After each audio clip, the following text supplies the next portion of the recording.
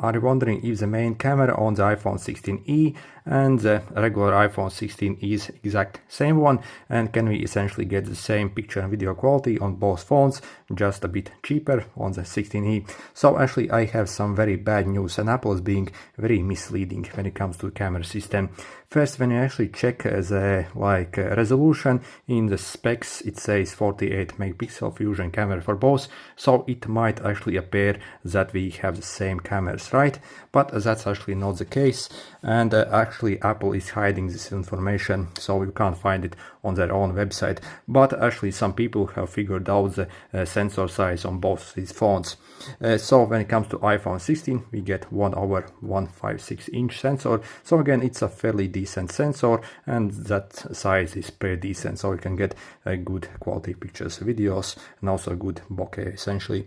But on the 16e, this is a sensor size, so essentially it's almost like 2 times smaller in size. So on the 16e, so even though the resolution is the same, so again, if you maybe do not know much about the cameras and look only at the 48 megapixel count, they might appear the same, but again they're nowhere the same release. And what this means for you, basically in low light conditions, the 16e camera will struggle quite a lot, and also we won't really get any depth of field. So again, basically if you maybe compare the iPhone 16, the regular iPhone 16 camera, basically how the footage looks like, I think it looks like almost similar to a real camera, but this 16e, due to that smaller sensor, will look just like a normal phone camera and not like a real camera essentially. So that's what it essentially means.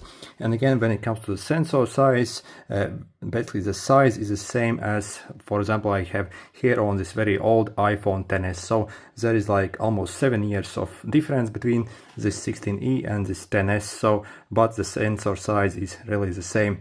And I think the overall quality for the pictures and videos, I think would be maybe similar to something like iPhone 13 or maybe iPhone 14. So again, even though the sensor is really the same size as this on this older XS, I think the overall total system will actually bring it to maybe 13 or 14 level.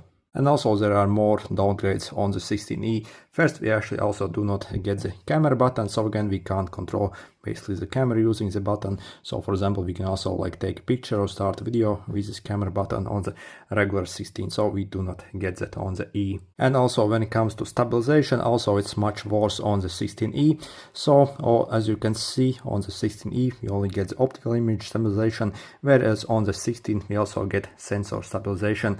So essentially what this means, basically on the 16e we have very basic stabilization system that we get on very cheap phones, but on the 16 basically the sensor itself also gets stabilized, and essentially we get pretty much almost 2 times better video stabilization when you simply walk around basically recording video and stuff like that. Also when you will take a picture, basically maybe if your hand shakes a bit, so again it will be much better on the 16e, 16 essentially. I think that's also is a kind of huge difference, but again this is mainly due to this smaller sensor, and I do not think they even have technology like that on this small sensor essentially.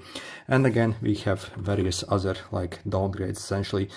For example, again we do not have cinematic mode as well on the regular 16e. So essentially again it can create very blurry backgrounds as well, and again it can make your footage look almost like a real camera, so we actually do not get that on this 16e essentially. Also no macro photography, no spatial, also no action mode, so again something to do with that stabilization. So again we can essentially take very nice smooth videos essentially. You see basically no action mode, no cinematic, and also no macro for video or photo. So again I think it's huge downgrade. Also when it comes to the microphones as well, I think it might be a downgrade as well, but I'm not fully sure about that yet. I think the 16e needs a teardown to actually confirm this, but again since it's maybe a cheaper phone, they might also include worse microphones as well, and we do not have photographic styles as well. So yeah, overall when you actually look at the camera system on both, even though at the first look they might appear the same. So, and again, Apple might even try to convince you that they are the same and basically just one less lens.